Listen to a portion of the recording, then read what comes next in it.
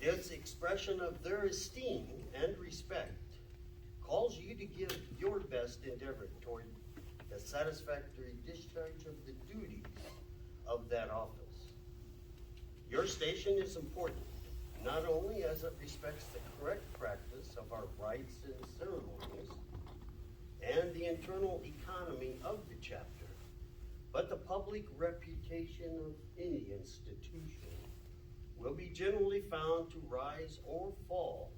according to the skill, fidelity, and discretion with which its concerns are managed, and in proportion as the character and conduct of its principal officers deserve approbation or censure. You are to have a careful eye over the general conduct of the chapter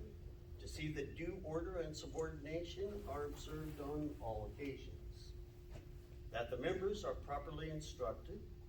that due solemnity is observed in the practice of our rites, and with no levity permitted at any time, particularly during the introduction of strangers among the workmen.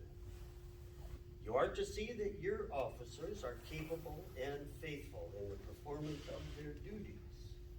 and should they lack ability, you are expected to supplement their efforts and to see that the long-established customs of the institution suffer no derangement at their hands. You have accepted a trust and a responsibility which will require all your efforts to discharge honorably to yourself and satisfactorily to the chapter. You should be an example to your officers and members which they need not hesitate to follow, thus securing to yourself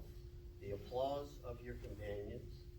and the happy testimony of your own good conscience.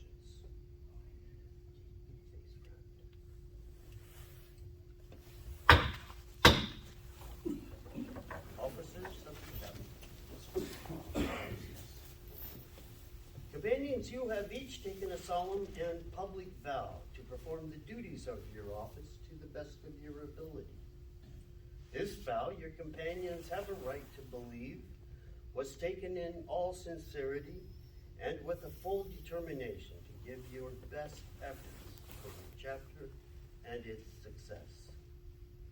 Remember then that precept and example should ever advance with equal pace, and that you yourselves should never neglect to practice those moral duties which you are required to teach others. Remember that if you desire that the demeanor of your companions towards you should be marked with deference and respect, you must be sure that you are furnishing them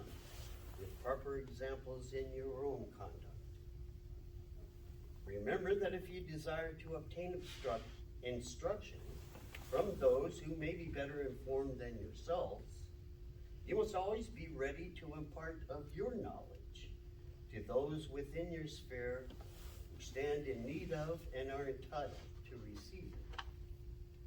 Remember that if you desire distinction among your companions, and all of us do, you should be very sure that your claims to preferment are founded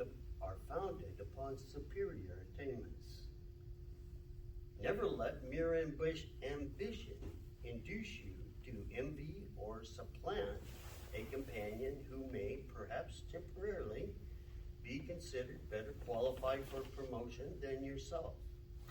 but strive rather to excel one another in improvement and discipline, ever remembering that he who faithfully performs his duty in a subordinate or even a private station is as justly entitled to esteem and respect as he who is invested with supreme authority. Companions of California Chapter Number 1 only,